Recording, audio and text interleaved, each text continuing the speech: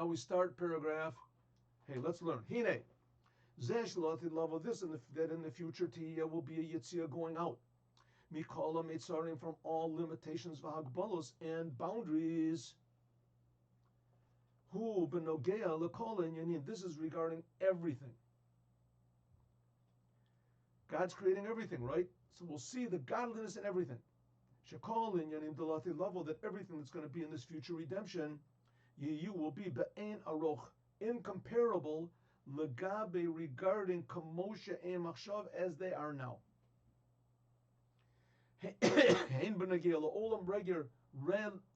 Whether we are speaking about matters of the world, Sha'az, then Yeshamayim Chadashim ve'eretz Chadasha, then it will be a new heavens and a new earth, like I said before. The heavens, which are the spiritual worlds, will realize why God created them. He created them as a ladder to approach the infinite, the creator of the heavens. That's what it says in the future. All the religions, all the people in the world will drop their false religions, because all the religions are just connecting to some spiritual level. And spiritual is it's pretty impressive. It's spiritual, it's pretty motivational. And on the other hand, it's also good. They say that the Baal Shem Tov, I never saw this written, but they say, I heard it a lot of times.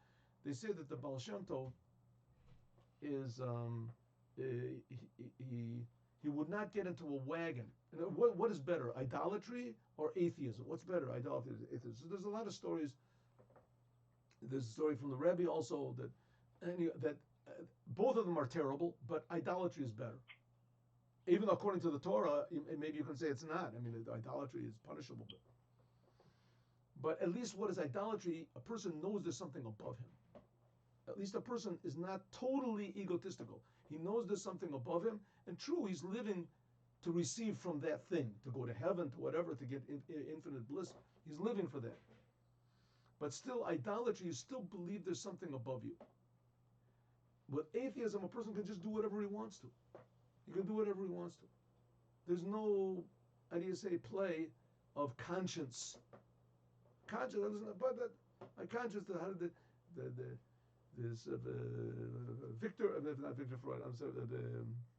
Sigmund Freud explained it really good. Your conscience is just a creation of yourself. You created your conscience. It's called the superego. You created it from all your past experiences and your fears and your worries and your Oedipus complex. The only one I really saw that talks about conscience that really makes it a very positive thing is Professor Viktor Frankl. I read a lot of his books. The Rebbe also very strongly recommended him. And he also was not an atheist, but generally speaking, an atheist, a person, you'll do what you want, right? All of a sudden stands up a Stalin to kill your next door neighbor, no problem. Kills his next door neighbor. Listen, can't defy the world. The world determines what. Says that's the good thing about idolatry, that idolatry shows us there's something higher than us. But it says in the future that all of the nations willfully, with their own free will, of their own volition, will drop all of their religions. There won't be any more Hinduism and Muslimism and Christianity and the Taoism and whatever it is. And all these religions won't be there. Why? Because people will voluntarily say, hey, I haven't been worshiping the creator of all these spirits and powers. And Torah. This, I'm sorry, it says that not only will the world be new, it says there's going to be a new heaven and a new earth, and it'll also be in regard to the Torah. That through the Torah the world was created. The Torah is above the world, even the spiritual worlds. Nevertheless, the Torah is going to be brand new. What does it mean it's going to be brand new? Like it says, Estakel ba'araisa, God looked in the Torah and He created the world. What does it mean, a new Torah? In the future, yet Torah chadasha me'iti teitze. It says a Torah, there's going to be a new Torah that's going to come out from me. The prophet, you see in Isaiah, says, the Torah will come out from me. And there's a midrash that says, Torah chadasha me'iti teitze. God says the Torah is going to come out from me, and it says it'll be a new Torah. This whole idea that they have a new Torah is going to come out, this is not written in Isaiah the prophet, it's written in a midrash. that these same people who interpret the Midrash, they say that the Midrash is wrong because all the oral Torah. Anyway, and now it says in the Midrash there's going to be a brand new Torah. It wasn't a brand new Torah that will feel the novelty of the Torah. Brand new. Life will be brand new. Spirituality will be brand new. You'll feel the life, the godliness, the meaning. Everything will be fresh, including the Torah. Every commandment, every word will be fresh. You'll feel this is the word of God.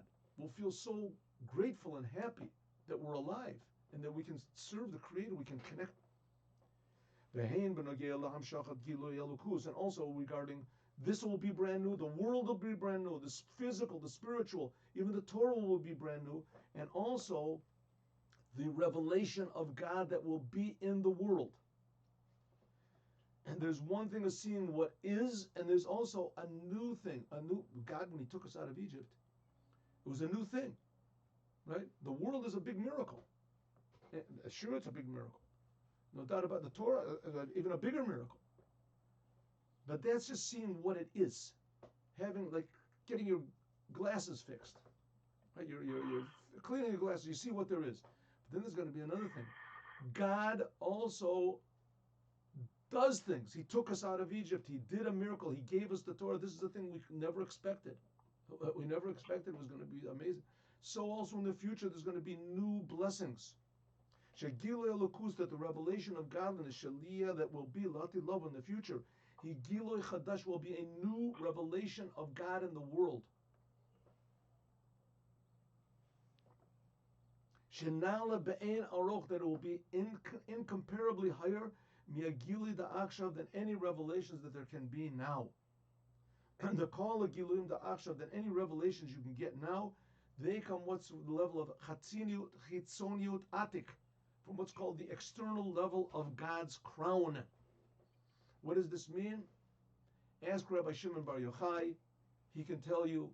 Ask the Rebbe Shlita, he can tell you. Ask the previous Rebbe, ask all the Rebbes of Chabad, ask the big tzaddikim. It says that there were the big tzaddikim, like for instance there was Rabbi Shimon Bar Yochai, that for him there was no destruction of the Holy Temple, the Baba Sali. There was no, for them the temple was not destroyed. The only reason it was destroyed for them was because they saw the whole world is in pain, the whole world is in exile. Okay, you with me? Herschel, good. Nowadays, the highest revelations that a person can get in this world is what's called externally of Atik, or the Asid level. Atik means like the external level, the external part of the internal aspect of the crown of God. If you want to understand what that is, we'll have another class, but it's in Samach Vav here. Where's the Samach Vav I have here? And this, here, we can learn this sometime. Fantastic Maimorim here, Samach Vav. Maybe we'll start, who knows? Maybe we'll start. V'zehu ma, It's too deep, Rabbi. No. It's not. It is very deep. You're right. It is, but it's not too deep. No. If it was too deep, the Rebbe wouldn't write it. And before the Rebbe wrote it, it was too deep. That's true. Only the Rebbe had access to these wonderful ideas and explaining the way he did. But after the Rebbe Rashab explained them, so now they're understandable. But it's true. It has to be, taken slowly and thought about a lot. And there's certainly a lot of questions, but it is explained. That's the whole idea of Chassidut Chabad, is that it's understandable. V'zeu ma shaga'ula tida. That's what it means. The future redemption will be beikar, mainly al yadei avoda, by means of the service shebesiyum zman hagalus. The main service of God will be now, as we are finishing this exile, this terrible exile that we've been in. We have been internally. We have been through the washing machine, the car wash. We've been through it for already 2,000 years at least since the temple was destroyed. Kimi cave, and since Shekal inyanim, that everything in the future, Yihiyu inyanim chadashim, everything will be brand new. Lochen, therefore, Gam avoda, also the service. She'al yada, that by means of it, nimshachim inyanim elu, tzarichim liyos, it has to be avoda chadashim. We have to have new service, a new type of service of God. New type of service of God. like there was somebody in South Africa, and he asked the Rebbe if he should move to Israel.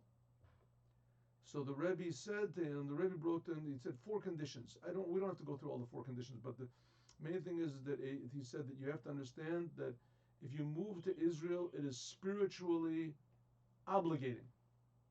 You can't just move there and think, oh, no, I'm in Israel, that's it, I made it to the top of the mountain. That a person has to prepare himself and be spiritually ready to go to the land of Israel. And you have to, of course, do the Torah, you have to commandments, and mainly you have to be always striving to be higher and higher, more and more pure, more and more genuine, more connected to God and His Torah and His commandments. So he said that's because everything, therefore, our service of God has to be a new type of a service, a more genuine service of God. The doing of the commandments, the learning of the Torah has to be with more enthusiasm and more intimacy, genuineness, connecting to God. What does it mean? Listen to the service, what we're going to have to do now in the time of exile. Ready? The Bezman, Abayas, then in the time when there was the Holy Temple, Shoya, Azgila, Lakus, that then when there was the first and second temples, there was revealed godliness. Asar and Nisim says in Pirkei Avos that there were 10 miracles, Nasu Lavotenu, that was done to our forefathers in the Holy Temple. And those that were listed, those were just regular command. There was also other big, amazing miracles. There was a lion that came from heaven in the shape of a fire that came from heaven in the shape of a lion. Shenisim Eila, that these revelations are you nirim, you could see be'enei basar, with your physical eyes. There were some of them nirim gan la'ami oretz, until even the non-Jews could see. Right, one of the biggest miracles, this is not included in the 10, that people would go to the Holy Temple and they would feel happy. They would feel there's a God that's creating them. They would feel they have a purpose in the world. They're not here by accident. People would go to the Holy Temple and feel happy that they could serve God. They would go away happy until the next holiday. The Avodah, the Kiyum Torah mitzvahs, then back then. And when there was the Holy Temple, then you could feel the presence of the Creator, especially in the Holy Temple. And doing of the Torah of commandments, everyone did Torah commandments. There was such thing as a non-religious Jew. There was no such thing as a religious Jew. A Jew was just a person that did all the commandments. It wasn't religious. What do you mean religion? Like the Rebbe was very against Orthodox Judaism. What is it, Orthodox? What does that mean, Orthodox Judaism? There's only one type of Judaism. You do the commandments of God. You learn the Torah of God. Maybe some people are a little more enthusiastic, some people less enthusiastic, some people are more intelligent, less intelligent, but everybody did all the commandments. What's the question? What's all the question?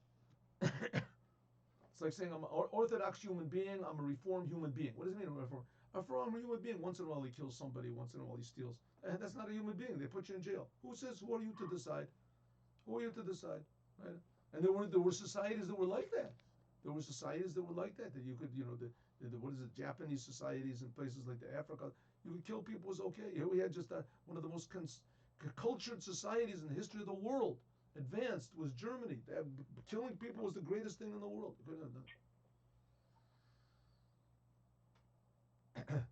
It says, then in the time of the Holy Temple, you would go, you would feel that there was God, you would feel that there's a purpose, you would feel that the Torah is true. And even the non-Jews could go and see, they would feel, they would be happy. Avoided the Kiyum Torah mitzvahs, the service of Torah mitzvahs, but it was al pitam v'dat, it was all logical.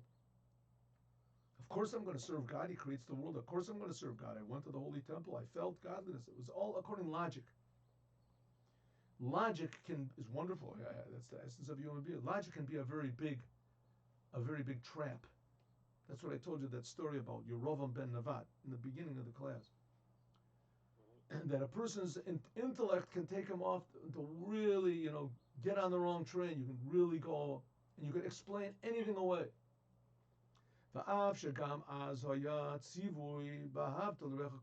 Even though back then, in the time of the Holy Temple, everyone used their minds. They served God because, of course, you serve God. What's the question? They felt godliness there. Even though back then there was the commandment of loving God with all of your heart and all of your soul and all of your might. All of your might means even willing to give your life, even to give all of your being to God above understanding.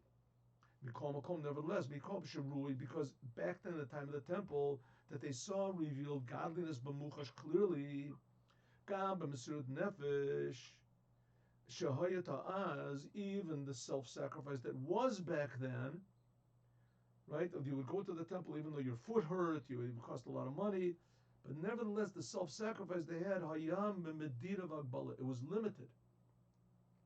V'tam v'dan, it was according to some aspect of logic. Was the al yedei el derech zeh b'zman galut, also now in the time of exile. Kishelo haya yidkabru tachushach kolchach, when there wasn't such big darkness so much. Right, the Jews were kicked out of Israel. It was terrible. Maybe it was even worse than the Holocaust. When the temples were destroyed, there was not in the Holocaust. There was nothing like that. The center of Judaism was destroyed. In the time of the Holocaust, there was no center of Judaism. There were centers where there was Torah and mitzvahs, and there was half of the Jews, who knows, that didn't even believe in Torah. They didn't believe in the commandments. Right? So when the Holocaust came, there were people. A terrible thing. I'm not trying to minimize it. But the Holocaust didn't affect all the Jews in the world. There were Jews in America that sat really good. There were even Jews in America they stood in the way of Jews for coming to of Jews coming to America to get saved. Okay, so it says, but there were times in Judaism when there wasn't such darkness. Wasn't so that they say that the Rebbe once said that the only country where it was always bad for the Jews was Russia. There was never a good period. There was always decrees, always evil rulers. Maybe there was a couple of weeks, a couple of years, maybe that there weren't any decrees, but it was always bad for the Jews, which is not the case in Germany. Oh, it was wonderful. Poland, Spain, all these countries. There was hundreds of years. It was wonderful, beautiful for the Jews. Even Iraq. Right, the Arabs, the Muslims treated the Jews very well a certain amount of time. Even in those times when there wasn't such darkness, so people served God, but it was still serving God, still a little bit logical. Which is not the case now. In the generation of the heels of the Mashiach, Shabakol Yom, every day, Nasehi Kabros Achoshes. There's more and more darkness every day. The Yeshnam Kaminisyonos, and there are many, many tests and difficulties and obstacles and tortures, spiritual tortures that we have to go through. Ubafrat Benisyon da Al Yavosh Miamaligi. And what is the worst obstacle, the worst difficulty, the greatest concealment that there can be? People, when they scoff at you, when they laugh, worrying in your mouth, what are people going to say? What will people say about me? If I put on tefillin, what will people say about me? What's going to be? Right? What's going to be? People will scoff.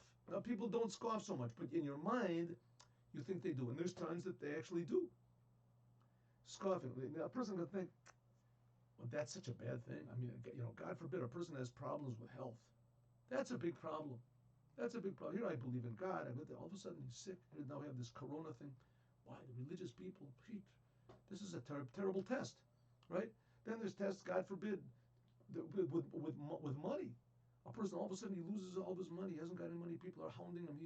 What's he going to do? He owes money, he owes debts. Then people have troubles with family, right? He has a wayward son that gets him in all sorts of trouble, and his son is in problems, and his son, God forbid, is sick, yet to make an operation, doesn't have any money, everything can be all together. Those are tests. What is this that the Rebbe says? No, the greatest test of all is not to be ashamed in front of people who scoff at you. What type of a thing? Who scoffs? So the answer is like this. Listen, it's very hard for us to estimate how deep is the effect that peer pressure has on us. How deep it says that Rabbi Yochanan ben Zakkai, before he passed away, the Rabbi Yochanan ben Zakkai was the greatest of the great. He was the great. All the wise men after him came from Rabbi Yochanan ben Zakkai. That was when the temple was destroyed. Right when the second temple was destroyed, he founded basically with Rabbi Akiva. All these people came from Rabbi Yochanan ben Zakkai. He was a holy person, a great person. So when he was on his deathbed, his pupils said to him, impart to us last words of wisdom that will hold us when you're gone, when you're not with us. You were such a tremendous inspiration to us. Tell us the words of wisdom. Everyone was ready to write it down. And he said, you should be embarrassed from God. You should be afraid of God like you're afraid of people. And they all looked at each other and they said, maybe he's like, dying, he's losing it, And they said, Rabbi, that's all? That's it? He said, you should know that before a person does a sin, he says, I hope nobody's watching me. Now, who said this? This was a very great rabbi, that he's not talking about, that he watches not nice things on the internet, or that he's exposed to something, or a bribery or something. We're talking about a holy of holy, a person is holy. He says, what's the worst thing that can be is that if you're afraid of people. Because being afraid of people, all the others you can deal with. You can say, okay, you go to the 12-step program, you get out of the addictions, you go to a rabbi, he gives you that you shouldn't have done that sin, don't do it again. But being ashamed of people comes into the essence of it. So it's so unexpected, and it seems to be so innocuous. Innocuous, that's the word? Yeah. So harmless. But it goes to the depth, the essence of the depth of a person's thing. What do people think about me? Maybe people are going to... It's so deep we don't even know how deep it is. And this is a thing that prevents a person from really expressing himself, especially regarding Mashiach. Especially regarding Mashiach. And the generation of Mashiach requires a certain type of bravery for the truth. For the truth.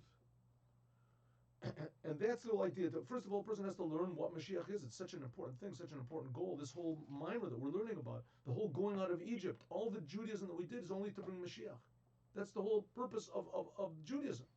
Mashiach is going to reveal the truth. He's going to make sense of all the suffering of the Jews. Right? Somebody asked me yesterday, that if God exists, how was there a Holocaust? So I said, listen, this is a question that's been... a lot of people ask the Rebbe this question. And the Rebbe said, listen, it says that we don't... Ein biyadenu lo shalvas harashaim lo yisuri tzadikim. There's no way we can possibly understand why God does what he does, why people suffer, why good people suffer and why evil people succeed. The Rebbe said that before he was 3 years old, he writes in his diary, before he was 3 years old, not in his diary, he wrote a letter to the Nasi of Israel, to the president of Israel, and he said, a Nasi is a person that he's, according to us, a Nasi, a president, and they translated president, is the Mashiach. He's the only real Nasi, so please excuse me if I don't use the proper term. He was writing to Shazar or whoever it was. And he said that you should know that from my youth, before I was 3 years old, before I went into Cheder, the Rebbe said, that I already was thinking in my mind how Mashiach is going to come and explain all of the suffering of the Jewish people. What does it mean he's going to explain it? He's going to explain how it was really the best possible thing in the world. We can't imagine it. And this is going to take a lot of explanation. It's going to take a lot of explanation. Okay. Now talking about Mashiach, thinking about Mashiach, one of the big obstacles is, in Judaism in general, is being ashamed. Is being ashamed. I'll give you a small example. We in Chabad, we put tefillin on people. So whenever I'm on a plane, now we got the corona, everybody's afraid to put tefillin on somebody else, maybe you're going to kill the guy with it. But whenever I'm on a plane, as I take out my tefillin, I go down the rows, if it's a plane from Israel to Israel, and I ask people to put on tefillin. A lot of times I go, and there's other Hasidim and other people that are there, and they say, it's really good what you're doing. Great, keep up the good work with it. And I say to them, listen, why don't you come with me? There's a lot of people here, and I'll show you how to do it. No. In other words, to this day, nobody really has gone out and put tefillin on other Jews. A little bit Breslov did it, a little other groups, they sort of tried. But Chabad puts on, no, everybody knows, at least Chabad has proved that everybody wants to put on tefillin. Jews want to. Maybe they don't reveal it, maybe they don't even know they want to, but deep down, they want to. I have a lot of stories about this, but now is not the time. Maybe we'll talk about it another time. Why don't other people do it? Come on, I don't want to. Now, we're talking about Jews who are brave people, wonderful people, hearts of gold. They're willing to give. They would give up their time for you. They would give their money to you. They would give their help. Maybe not their money. They would give their life for you. I don't know about their money. That's a Jackie Mason joke. These Jews would give anything, but to go into an embarrassment to go and put tefillin on people. In the middle of the street, why not? It works because it's a little thing of being a little bit ashamed. And the same thing talking about the Mashiach. To say Lubavitcher, Rebbe, he's the Mashiach. Look at the laws, look at the halachas, and there's always people that are going to scoff. Don't do it. Don't say it. It's the worst thing in the world. Don't do it. That's what Rabbi Yochanan ben Zakkai was saying. Don't be ashamed of people like that. Don't be ashamed. And most of the time, there are no people like that. It's just in your head. But that's the big nemesis of the exile. The big nemesis of the exile. What does it come from? Because we really think that we're the boss. And that's what we're going to go out of, going out of Egypt. That this feeling that I'm the boss, I have to worry about me. I have to worry about myself. You have to find out what's the truth. And once you know what is true, is then you have to do what's true. And usually the biggest obstacle to doing what you know is true is the being scoffed at. Especially those things that you are scoffed at when you know it's good. You know that that's the most important thing. The Rebbe has a beautiful sikha about why is it that Adam ate from the tree. Adam ate from the tree. God told him not to eat from the tree. What difference does it make what his wife said? Is what God said you can eat from any tree. Don't eat from this tree. It ended up that Adam ate from the tree. Why he couldn't hold on? And not only this, is if he could hold on for 3 hours, it would have been Shabbat. It would have been permissible for him to eat from the tree, and he knew it, but he couldn't hold back. Why not? So the Rebbe said, because what is the most important thing for you to do, and what is the biggest what is waiting for you, and that only you can do. To that thing, there's always obstacles. For that thing, there's always, it can be very, how do you want to say, they can be very subtle and very fine obstacles. Right? I'm going to go out and put the tefillin on people. I'm going to go and talk about Mashiach. Oh, one second. Oh, I forgot. I got to go. Oh, 1 second. I have to do this. Oh, don't feel, I'm hungry. I'm going to eat something. And then after that, and there's 1 second. Wait, where is my wallet? What happened to my, oh, the car doesn't start. There's always something that happens right in the way. But the final veil that keeps us from doing good is what people think about us. What people think about us. To the degree that that's how the Shulchan Aruch begins. If you look in the Tur and if you look in the Taz in the beginning of the Shulchan Aruch, it says this law, Lo litbayesh me'em haligim. Don't be ashamed of those people who scoff at you. U'kamoshe katuv, like it says, how much more so, kishem maligim em anashim pechutim. If those people who scoff at you are simple people, v'reikim, and empty people. This is very, very difficult to bear. That people stand, that we can stand in this test. Who avoided the Mesirut Nefesh? This is self-sacrifice, which is totally above and beyond any measure. Let's finish the class with this. I was once speaking somewhere, and there was this other rabbi that was speaking also with me, and he spoke very well. And he said, "I want to say something." He said on the podium, he said, "I'm not Chabad, I'm not a Chabad." He said, "But I've been speaking, public speaking." This rabbi said, "Public speaking for years." This must have been 30 years ago, 40 years ago. And he said, "I've been a public speaker already for 40 years." And he said, "I want to say something. I'm not Chabad, but I want to tell you something that the Chabad Rebbe did." He said, all the time when I would speak, if I was on the same roster as a professor, I was speaking, there would be a professor, I always felt inferior. I mean, I'm a rabbi, I'm giving the religious aspect, and he's a professor that he has experience. He's talking about reality. He's made experiments and he has facts. You know, and what do I have? I have faith, but faith is a necessary thing I have to do. I was always a little bit ashamed to speak. Now that I read some of the things that the Lubavitcher Rebbe writes, he says, no, it's exactly the opposite. I realize I've got the facts. And he only has theories that are based on experiments. If somebody comes along with a better proof and a better method and a better theory than what he's got, he has to drop his theory. If it's sciences, you have to drop your theory, right? In Judaism, you don't drop what you say. The whole world can come against you, and the whole world is against us, right? But you don't drop what we're saying. You believe in God no matter what everybody says. That's what the Lubavitcher Rebbe put into the world, this identity, this power, this pride in God and our connection to the creator of the universe, our connection to the Torah. Not to be ashamed. And that is the biggest test in the time of exile. And that test, the Rebbe Melech HaMashiach is succeeding in overcoming. And when we overcome this little Egypt inside of us, then we can overcome the Egypt outside of us. The Rebbe said, all the non-Jews, our enemies, are against us in the world. The Rebbe said, if you conquer the little enemy that's inside of you, right, your own selfishness, your own doubts, your own fears, you conquer that, connect yourself to the Creator, then you can conquer the whole entire world. No, you're not afraid of anything. And that's talking really about going out of Egypt, as we'll talk in our final class, God willing, tomorrow.